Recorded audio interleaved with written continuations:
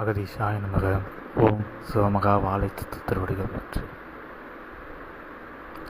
ஜெகமாலும் சபைதனை அமைத்து அகத்தியனாய் நின்று அதில் ஜெயம் கொண்டு ஜெய சபைதனில் நன்கு உயர்நிலை ஆசானாக ஜெயம் கொண்டு நிற்கின்ற சித்தனே, அகமகிழ்வோடு இனி சிவசபையின் உயர் ஆற்றலது ஓங்கி நிற்க அச்சபையாய் நீர் உயர்ந்திருக்க உம்மோடு இணைந்தவர் யாவரும் சூட்சமத்திலும் இயல்பிலும் அவரவர் கர்ம வினையை களைகின்ற நிலையின் பால் உயர்ந்து கொண்டிருக்க உயர்கின்ற நிலையும் துரிதப்படுத்தப்படும் சிவசபையின் உயர் நோக்கத்தை அவர்களுக்குள் உயர்வாக மிக விரைவாக அடுக்கி கொண்டு தம்மை வளர்த்து கொண்டிருக்கின்ற பொழுது என்ற நிலைதனை சூட்சமமாய் உரைத்து ஜெயக்குமரனாய் இன்று இப்பூ உலகமதில் உலகிலிருக்கின்ற கலிதனை மாற்ற உயர்நிலை கொண்ட ஆதி இறை நூலை அற்புதமாய் பெற்று வாழை சித்தன் என்ற திருநாமம் கொண்டு அந்நாமத்துக்குள் அண்ட சராசரத்தை உள்ளுக்குள் அடக்கிய சிவமாய் அமர்ந்திருந்து சிவமாய் நின்ற நிலைதனில் இருக்கின்ற ஆனந்தத்தை இன்று இப்பூ உலக மாந்தர்களுக்கு கொடுக்க அருள்நிலை ஆசானாய் அமர்ந்திருக்கின்ற சித்தனை, உம்மை ஆசானாக உள்ளூர ஏற்றுக்கொள்வோர்கள் யாவரும் உயர்நிலை கொண்ட ஆசான் நிலைதனை அடைகின்ற காலங்கள் விரைந்து வந்து கொண்டுதான் இருக்கின்றன. அதற்கு ஒவ்வொரு சீடனும் தம்மை தயார் செய்து கொள்ள வேண்டும். அவ்வாறு கொள்கின்ற பொழுது ஏற்படுகின்ற இடர் இன்னல்கள் யாவையும் தம்முடைய கர்ம வினையின்பால் வருகின்றன. தம்முடைய உயர்நிலை எதுவென்பதை உணர்ந்திருக்கின்றோம். அதனை அடைய முயற்சித்தால் வருகின்ற வினைகள் யாவும் தம் வினைகளே என்ற உயர்நிலை மனதுக்குள் இருக்கின்ற பொழுதுதான் ஆசான் என்ற ஆசனமது ஒவ்வொரு சீடனுக்கும் கிடைக்கும். அதுபோல் ஆசான் என்ற நிலை எவருக்கும் பட்டமிட்டு வழங்கப்பட்ட நிலை அல்ல, அது பறிக்கும் நிலையும் என்ற நிலைதனை யாம் உரைத்து அது எப்பொழுது பறிக்கப்படும் என்றால் ஒருவனுக்கு ஆசான் என்ற தகுதி அது இல்லாத நிலைதனில் அத்தகுதி அவர்களிடமிருந்து அகன்று நிற்கும் என்ற சூட்சம நிலைதனை உணர்த்தி ஒருவன் கற்றுக்கொள்ளவும் வேண்டும், கற்று கொடுத்தும் கொண்டிருக்க வேண்டும். அந்நிலை ஒருவனுக்குள் ஒரு சுழற்சியாக நடக்கின்ற பொழுதுதான் அவன் ஆசானாக இருப்பான். ஏன் இன்று உம்மை ஆசானாக அமர வைத்திருக்கின்றோமே வாழை சித்தா, நீர் இன்றும் கற்று கொண்டிருக்கின்றீர். ஒவ்வொரு சீடனுடைய நிலைதனையும் உணர்ந்து அவனுக்கு எவ்வாறு கற்றுக் கொடுக்க வேண்டும் என்று பிரபஞ்சத்திலிருந்து ஆதி இறை நூல் வடிவாக நீரே இயல்பு நிலையில் கற்றுக்கொண்டு அதனை இயல்பில்லை மாந்தர்களுக்காக எடுத்துரைத்து வளம் வந்து கொண்டிருக்கின்றீனே. அதனால்தானே வாழை சித்தன் என்ற திரு ஆசானாக உம்மை அமர வைத்திருக்கின்றோம். அதுபோல் ஆசான் நிலை பெறப்போகின்ற பெற்ற யாவரும் உயர்நிலை கொண்டவர்களாக கற்றுக்கொள்ள வேண்டும். கற்றுக்கொண்டு அந்நிலை சரியா என்பதை உணர்ந்து கொண்டு பிறருக்கும் கற்றுக் கொடுக்க வேண்டும். அந்நிலைதனை அவர்கள் செய்து கொண்டிருக்கின்ற பொழுதுதான் ஆசான் என்ற ஆசனம் அது அவர்களுக்கு எக்காலத்திலும் இருக்கும் என்ற நிலைதனை இக்காலத்தில் அமர்ந்து உரைக்க வைத்தவனே அகமாற வாழ்த்துகின்றோம். யாம் திருமூலனடா வந்தோம், நாம முறைக்காமல் உரைத்து கொண்டிருக்கின்றோம். வெகு நேரம் ஆயிற்றே, என்ன நிலையில் உரைத்து கொண்டிருந்தோம். உன்னிலை கண்டு உம்முடைய ஆனந்த நிலை கண்டு யாம் திருமூலன் மெய்மறந்து உரைத்து கொண்டிருந்தோம். மெய்யாய் அமர்ந்து உரைத்து கொண்டிருந்த நிலை இதுவென்று யாம் உரைத்து திருமூலன் யாம் அவன் கண்டோம், ஜெயம் கொண்டோம். தேகத்தையும் வெகுநாள் பூலோகத்தில் நிறுத்துகின்ற ஆற்றல் கண்டு மார்க்கண்டையன் போல் பல ஆண்டுகள் வாழ்ந்து கண்டோம். கண்ட நிலைதனில் கொண்ட நிலைகள் யாவும் மாய நிலைகள் என்பதை உணர்ந்து சரீரத்தின் மீது ஆசை விட்டு சரீரத்தை துறந்து சூட்சம நிலைதனில் அமர்ந்து உயர்நிலை கொண்ட ஆசிகளை எம்மை நோக்கி எவரெல்லாம் தவம் பூண்டுகின்றார்களோ அவர்களுக்கு உயர்நிலை ஞான உபதேசமதை அசரீரி வாக்காக கொடுத்து வழிநடத்தி கொண்டிருந்தோம். இன்று அவ்வசரின் நிலை வாக்கது மாறி நின்று ஆதி இறை நூலில் அமர்ந்து உம்மை நாடி எவரெல்லாம் வருகின்றார்களோ நாடியில் இருக்கின்ற உண்மைதனை உணர்ந்து எவரெல்லாம் வருகின்றார்களோ அவர்களுக்கெல்லாம் உயர்நிலை எதுவென்பதை திருமூலன் ஞாபகம் ஒரு சீடனை ஆட்கொண்டு உயர்நிலை கொண்ட ஆசிகளை வழங்கி நிற்போம். வருங்காலங்களில் என்ற நிலைதனை இன்று இவ்வேளையில் எடுத்துரைக்க வைத்தவனே அகமாற வாழ்த்துகின்றோம். பெருநிலை கொண்ட உயர்நிலை ஆற்றலது உள்ளுக்குள் ஓங்கி வளர்ந்து நின்றிருக்க எந்நிலையே மாறி நின்று நூலுக்குள் யாம் வரவில்லை, யாம் நூலாக இன்று மாறி நின்று இருக்கின்றோம் சித்தா என்றளவிற்கு நூலினுடைய பரிமாணங்களை எல்லாம் மாற்றி கொண்டிருக்கின்றவனே. இதுதான் வருங்காலங்களில் நடக்கும். ஒவ்வொரு சீடனும் தாமென்ற நிலையது மறந்து நிற்கின்றவாறு தாமே சித்தனாக மாறி நிற்பான் ஒவ்வொரு சீடனும். அந்நிலையில் அவர்கள் நாமமும் அவர்களுக்கு தெரியாது. உள்ளிருக்கின்ற சித்தன் நாமம் எதுவென்பது அச்சித்தன் உரைக்காதவரை எதிரிருப்பவர்களுக்கும் தெரியாத என்றவாறு உயர்நிலை கொண்ட ஆசிகளை இனி நடமாடும் நிலை தன்னிலும் சீடர்கள் உரைக்கின்ற நிலையது அற்புதமாய் நிகழ்ந்த நிலை மீண்டும் நிகழும், உயர்நிலையாக நிகழும் உண்மை நிலையாக.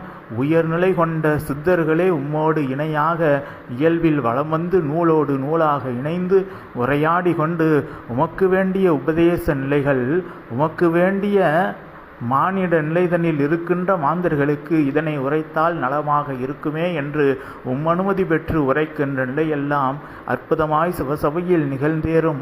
அந்நிலையின் மூலமாக சிவசபை ஓங்கி உயர்ந்து வளர்ந்திருக்கும்.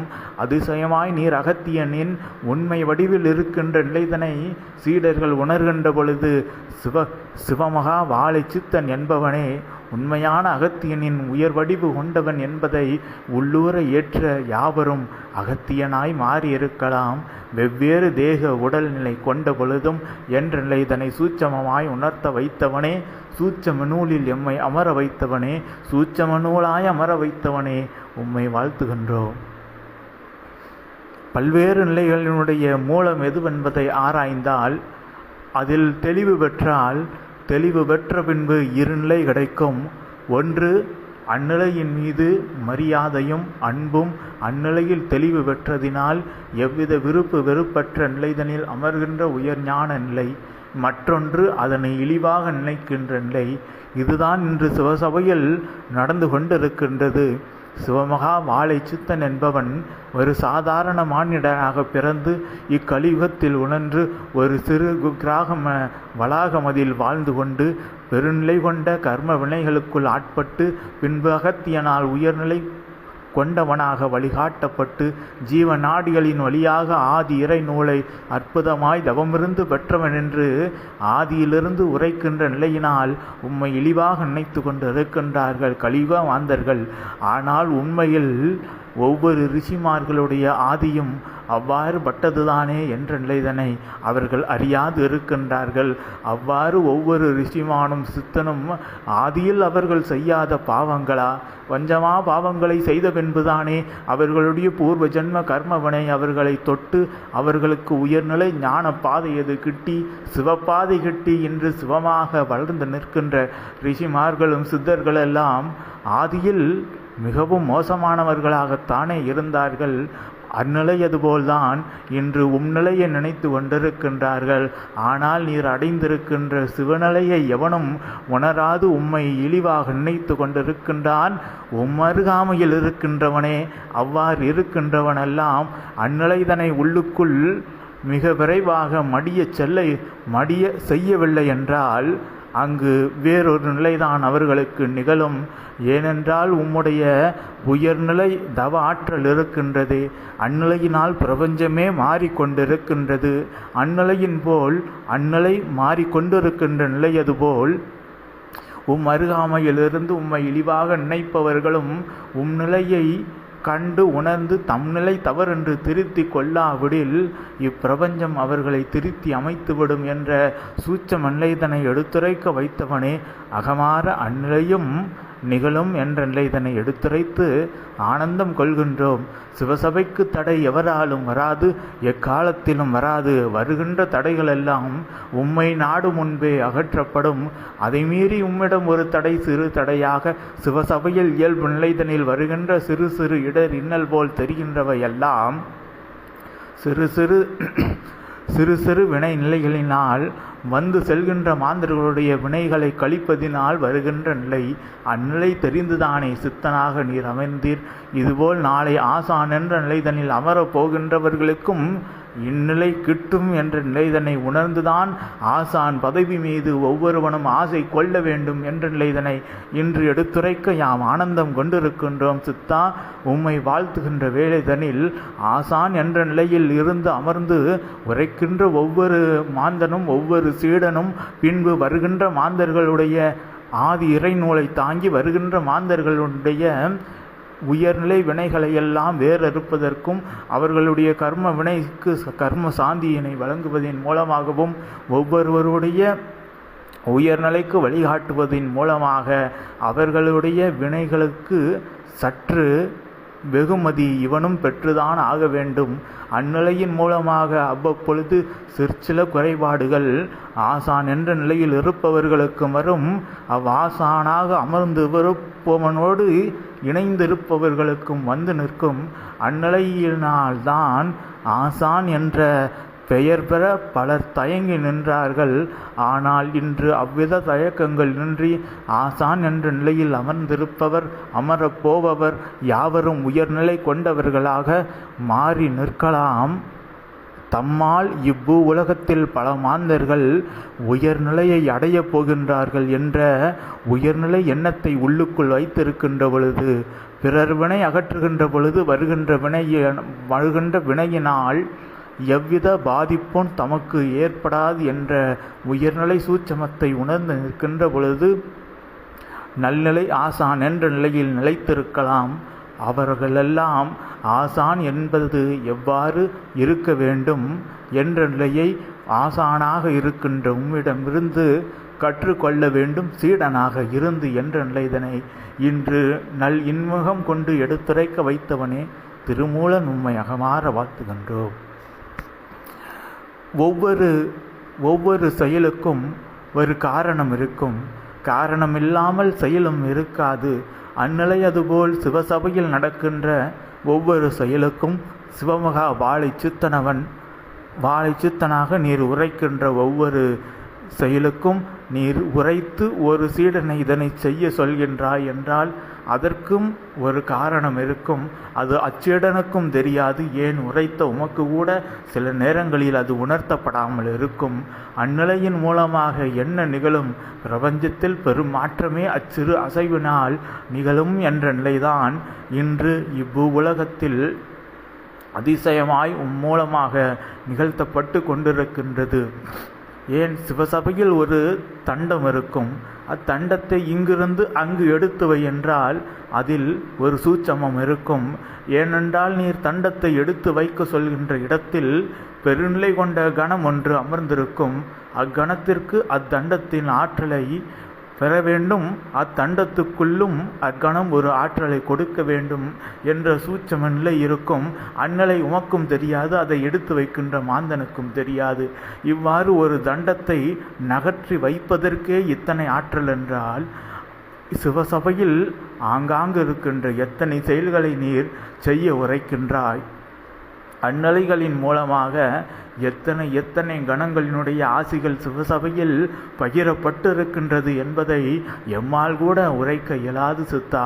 அத்தனை ஆற்றல்கள் உம்முடைய இயல்பு நிலையில் நீர் உரைக்கின்ற நிலையின் மூலமாக வழங்கப்பட்டு கொண்டிருக்கின்றது. அது தெரியாது உம்மை ஏதோ மூடனென்று சீடர்களே நினைத்து கொண்டிருப்பதை கண்டு எமக்கே மனம் பதைத்துதான் நிற்கின்றோம். எவ்வளவு பெரிய வரத்தை பெற்று நிற்கின்றான். இவன் அழைத்தால் சிவமே வருவானடா. யாம் அழைத்தால் கூட, யாம் சென்று காண நினைத்தால் கூட கைலாய கதவுதனை அடைத்து விடுவார்கள். சிவம் காண அவா கொள்ளவில்லை என்றால் என்ற நிலை இருக்க, இன்று நீர் அழைத்தால் சிவமே வந்து நிற்கின்ற பெருநிலையை கொண்டிருக்கின்றீர். அந்நிலையில் உம்மை பொறுமை நிலையோடு உம்மை நினைந்திருக்காது நிற்கின்ற மாந்தர்களை நாங்கள் என்ன செய்வது? எந்நிலை ஆனாலும் உன்னிலை ஒன்றே என்ற நிலைதனை சூட்சமத்திலாவது நினைத்திருப்பார்களாயின் அவர்கள் இயல்பில் உம்மை நெருங்கி வர முடியா அளவிற்கு அவர்களுடைய வினை அது சூழ்ந்திருந்தாலும் அவ்வினைகளெல்லாம் உயர்நிலை பாடங்களை அவர்களுக்கு கற்றுக் கொடுக்கும் அந்நிலையின் மூலமாக அவர்கள் எக்காலத்திலும் உம்மோடு சூட்சமத்தில் இணைந்திருக்கின்ற அருள் நிகழ்வும் பெற்று ஆதி இறை நூலை அற்புதமாய் தாங்குகின்ற பெருநிலையும் பெற்று உயர்நிலை கொண்ட ஆசான் என்ற நிலைதனில் அமர்ந்து அருள்நிலையாய் சிவசபையின் பணிதனை செய்கின்ற நிலையும் நிகழும் என்ற சூட்சம நிலைதனை எடுத்துரைத்து இயல்பு நிலையில் உம்மோடு இன்று இணைந்திருக்கின்றோம் என்று மமதையது கொள்ளாது ஏதோ செய்த சிறு புண்ணியத்தினால் இன்று அவன் வைத்திருக்கின்றான். அப்புண்ணியமது கரைந்து விட்டால் பின்பு என்ன நிகழும்? சபையிலிருந்து அகல்கின்ற நிலை அது நிகழும். எனவே இருக்கின்ற நேரம் அதை நல்நிலையாக பயன்படுத்தி கொண்டு தவநிலைகள் பூண்டு உயர்நிலை எதுவென்பதை உணர்ந்து சிவசபை சித்தனோடு இணைந்து சிவசபையின் நோக்கத்தை முழுமையாக உட்கிரகித்து அனைவருக்கும் உயர்நிலை கொண்ட வழிகாட்ட வேண்டும் என்ற ஆசானாக மாறுவதற்கான பரிசீலனை செய்து அகத்தை உள்ளுக்குள் அமர வைத்து அகங்காரம் இல்லா நிலைதனில் காமலோப மதமாச்சரிய மமதை என்ற நிலையை எல்லாம் வேறறுத்து உயர்நிலை கொண்ட சித்தனாக யாவரும் இன்று அருகில் இருக்கின்ற பொழுதே தம்மை பக்குவப்படுத்தி கொள்ள வேண்டும் என்ற நிலைதனையாம் உரைப்பதில் ஆனந்தம் கொண்டிருக்கின்றோம். சித்தனே, ஒவ்வொருவருக்கும் ஒவ்வொரு நிலை, அது அவரவர் கர்ம வினையின்பால் அமைகின்ற நிலை. அந்நிலையை வைத்து கொண்டு பிறரோடு தம்மை ஒவ்வொருவனும் எக்காலத்திலும் ஒப்பிட்டு பார்க்க வேண்டாம் என்ற நிலைதனை சீடர்களுக்காக எடுத்துரைக்க வைத்தவனே அகமாற வாழ்த்துகின்றோம். ஒரு சீடனுக்கு ஞான நிலையில் விரைவு நிலை அது கிட்டி ஞானத்தில் உயர்ந்தவனாக மாறிவிடுவான். ஒரு நிலை சீடனுக்கு ஞானம் கிட்ட சில நாட்களாகும். ஆனால் அதற்கு முன்பு செல்வம் அது கிட்டிவிடும். அந்நிலையில் அவன் உயர்கின்றான் என்று ஞான நிலையில் இருப்பவன் செல்வம் இல்லை என்று வருத்தம் கூடாது. செல்வ நிலையில் இருப்பவன் ஞானம் இல்லை என்று வருந்தக்கூடாது. உடல் வலுவில்லாதவன் உடல் வலுவிருப்பவனை கண்டும் அஞ்ச வேண்டாம். அஞ்சுகின்ற நிலையெல்லாம் வெறும் மாய நிலை என்பதையும் நாம் உணர்த்தி உயர்நிலை கொண்ட சீடர்கள் யாவரும் ஒரு நிலையாக ஒவ்வொருவரும் அவரவர் பெற்ற வினையின்பால் என்று சிவசபையில் வந்து ஆசானிடம் வெவ்வேறு நிலைகளில் கற்றுக்கொண்டிருக்கின்றீர். ஆதி இறை நூல் என்பது ஒரு சபையில் அமர்ந்து உரைக்கின்ற நிலையாக இருந்த பொழுதும் அந்நிலையிலிருந்து வருகின்ற ஒவ்வொரு ஆசி நிலைகளும் ஒவ்வொரு சீடர்களுக்கும் வெவ்வேறு நிலைகளாக புரிகின்றது. அந்நிலையிலிருந்து அவர்கள் வெவ்வேறு நிலை பிரதிகளாக மாறிக்கொண்டிருக்கின்றார்கள். அவர்களுடைய உயர் கர்ம வினையின்பால் அவர்கள் எவ்வழியில் உயர வேண்டுமோ உயர்ந்து கொண்டிருக்கின்ற நிலை. அந்நிலையை வைத்து கொண்டு சிவசபைக்கு எப்பணி செய்ய முடியுமோ அப்பணிதனை செய்து கொண்டிருங்கள். உயர்நிலை கொண்ட ஆசிகள் சிவசபையில் இருந்து வழங்கப்படும். உயர்நிலை இகலோக இல்லற நிலைகளும் உயர்ந்து வழங்கப்படும். அது நீங்களே உங்களுக்கு வழங்கி கொள்வீர்கள். உங்கள் தவ ஆற்றலது உயர்கின்ற நிலையினால் என்ற நிலைதனை எடுத்துரைக்க வைத்தவனே சிவசபையின் உண்மை சூட்சம நிலை யுகமாற்ற நிலை. அம்மாற்றத்திற்காக எவரெல்லாம் தம்முடைய நிலைதனை மாற்றி நிற்கின்றார்களோ அவர்களை சிவசபை மாற்றி கொள்ளும் மகானாக என்ற நிலைதனை எடுத்துரைக்க வைத்தவனே அந்நிலையது கிட்டுகின்ற போல் உயர்நிலை கொண்ட அனைத்து நிலைகளும் அவர்களுக்கு வழங்கப்படும் என்ற நிலைதனை சூட்சமமாய் எடுத்துரைக்க வைத்தவனே அகமாற வாழ்த்துகின்றோம். அதுபோல் சிவசபையில் ஒருவரை கண்டாலும் புண்ணியம், ஒருவர் வார்த்தை தன்னை கேட்டாலும் புண்ணியம், ஒருவர் தம் பரிசமதை தொட்டாலும் புண்ணியம் என்ற நிலை இருக்க அந்நிலை அதுபோல் வினைமாந்தர்களுடைய வார்த்தைகளை கேட்டாலும் பாவம், அவர்கள் கண் பட்டாலும் பாவம்தான், அவர் சரீரம் அது மேல் பட்டாலும் பாவம்தான் என்ற நிலையது சூட்சமமாய் எப்பொழுதும் இவ்வுலகத்தில் ஒரு நியதியாக செயல்பட்டு கொண்டிருக்க வந்திருக்கின்ற திருஷ்டிகள் வந்திருக்கின்ற வினை நிலைகள் பிறர் வந்து அமர்ந்த நிலையினால் வந்த வினைகள் யாவற்றையும் அழிக்க வேண்டுமென்றால் அந்நிலைக்கு சொந்தக்காரனாக இருப்பவன்தானே அழிக்க வேண்டும். சித்தா, அந்நிலையினால்தான் இப்பிரபஞ்ச வினைதனையே நீர் அகற்றுகின்ற பொழுது வருகின்ற வினைகளெல்லாம் உம்மூலமாகத்தான் வெளிச்செல்லும். உம்மூலமாகத்தான் அவை யாவும் அழிக்கப்படும். அது ஏனென்றால் சபை என்பது ஒரு தலம் அல்ல. சபை என்பது சிவமகா வாழை சித்தன். அவ்வாறென்றால் சபைக்கு வருகின்ற மாந்தர்களுடைய வினையை எல்லாம் சித்தா நீதான் தாங்க வேண்டும் என்ற நிலைதான் இருக்கும். ஆனால் அந்நிலையெல்லாம் நீர் தாங்கி இருப்பதினால்தான் நீர் சிவமாக இருக்கின்றாய். அந்நிலைதனை உணராது நீர் இத்தனை கடின நிலைகள் வருகின்ற ஒவ்வொருவனும் எத்தனை கொடிய கர்ம வினைகளை சபையில் விட்டு செல்கின்றான் என்று அவனுக்கு தெரியாது. ஏன் உம்மோடு அருகிலிருந்து உரையாடுகின்ற மாந்தர்களுக்கும் தெரியாது, நூல் தாங்குகின்ற சீடர்களுக்கும் தெரியாது, அதற்குள் இருக்கின்ற சித்தர்களுக்கு மட்டும்தான் தெரியும் என்ற நிலையிருக்க இன்று உமக்குள் தாங்கப்பட்டு கொண்டிருக்கின்ற ஒவ்வொரு வினையும், இனியும் நீர் தாங்கப் போகின்ற ஒவ்வொரு வினையும் மூலமாக அழிக்கப்பட்டு உயர்நிலை கொண்ட வேலவனின் வேலை செங்கோலாக கொண்ட சிவமகா வாழை சித்தன் என்ற பேராற்றல் கொண்டவனாய் இனி வரும் காலங்களில் சிவசபை இருக்கும் தளத்தில் வினை மாந்தர்கள் வருவார்கள். ஆனால் அவர்கள் வினையெல்லாம் அவர்களோடு இருக்கும். சிவசபையில் வந்து அவை படியாதவாறு ஒரு சூட்சம வளையமது கிட்டியிருக்கும். ஏனென்றால் எப்பொழுது வினையது பகிரப்படும் என்றால் அவர்கள் மீது நீர் இரக்கம் கொள்கின்ற பொழுது அவர்களுக்கு உயர்நிலை கொடுக்க வேண்டும் என்று நீர் இரக்கம் கொண்டு அவர்களோடு உறவாடுகின்றீர். அந்நிலையின் மூலமாக உமக்கு வினை வருகின்றது. ஆனால் நாளை உமக்கும் நீர் அமர்ந்திருப்பீர். மூலமாக சீடர்களுக்கு நூல் வழங்கப்பட்டிருக்கும். சீடர்களுக்கும் அமர்ந்திருக்கின்ற மாந்தர்களுக்கும் எவ்வித தொடர்பும் இருக்காது. உள்ளிருக்கின்ற சித்தன் ஒவ்வொரு சீடனுக்குள்ளும் இருக்கின்ற சித்தனவன் ஆசிகளை உரைத்து அவர்களை நல்வழிப்படுத்திவிட்டு சென்று விடுவான். பின்பு சீடர்கள் ஒருபுறம் சென்று விடுவார்கள். சித்தன் தம்முடைய இயல்புநிலை பணிதனை செய்ய நீர் சென்று விடுவீர். இவ்வாறு அவரவர் பணிதனை மேற்கொள்ள செல்கின்ற பொழுது சிவசபையில் எவ்வித உறவும் இயல்பில் இல்லாது சூட்சமத்தில் மட்டும் அனைவரும் சித்தனோடு இணைந்திருக்கின்ற நிலையது நிகழ்கின்ற பொழுது எவ்வித கர்ம வினை கழிவுகளும் சிவமகா வாழை சித்தனே உம்மை நாடாது இருக்கும் என்ற நிலைதனை எடுத்துரைத்ததில் அகமகிழ்ந்திருக்கின்றோம். வருங்காலங்களில் எத்தனை களிமாந்தன் வந்தாலும், எத்தனை வினை அதிக மாந்தர்கள் வந்தாலும் அவ்வினைகளெல்லாம் உம்மை சாடாது நிற்கும். அந்நிலைகளெல்லாம் சூட்சமத்தில் சிவசபையில் விடப்படாது. அவைகளெல்லாம் அவரவர் வினைகளை அவரவர்களே வேறறுக்கின்ற அருள்நிலை வரமதை கொடுத்து சபை வேடிக்கை பார்த்து நிற்கும். அவர்கள் உரைத்த ஆகமத்தை செய்து உயர்த்த தவநிலைகளை மேற்கொண்டால் அவர்களுக்கு உயர்நிலை கிட்டும். நாங்கள் வழிகாட்ட வந்தோம், வழியை காட்டிவிட்டோம், நடப்பது பொறுப்பென்று விட்டுவிட்டு நாங்கள் வேடிக்கை தான் பார்ப்போம் என்ற நிலைதான் இனி சிவசபையில் நடக்கும். இன்று கைப்பிடித்து அழைத்து செல்கின்றோம் சித்தா. மூலமாக ஒவ்வொரு சீடனையும் அழைத்து நீர் இவ்வாறு செல் அவ்வாறு செல் என்று உரைத்து கொண்டிருக்கின்றோம். நீர் உரைக்கின்ற பொழுது சிவம் மட்டுமல்ல, யாமும் வழிகாட்டி இருக்கின்றோம். பல்வேறு தேவ கணங்களும் வழிகாட்டி இருக்கின்றது. அந்நிலை அறியாது ஒவ்வொரு சீடனும் நீர் உரைக்கின்ற நிலை இயல்பு நிலை உரை என்று நினைத்து கொண்டு வலம் வந்து கொண்டிருக்க, அந்நிலை எதுவும் மாறினால்தான் அவர்களெல்லாம் மனம் மாறி நிற்பார்கள். மனம் மாறுகின்ற பொழுது மகேஸ்வர நிலையின் சிறுநிலையையாவது அவர்கள் உணர முடியும். அந்நிலையின் மூலமாகத்தான் அவர்கள் இவமாற்றம் அதை செய்வதற்கு ஆற்றல் கிடைக்கும் என்ற நிலை இருக்க, ஒவ்வொருவனையும் அவனவன் போக்கில் விட்டுவிட்டோம்.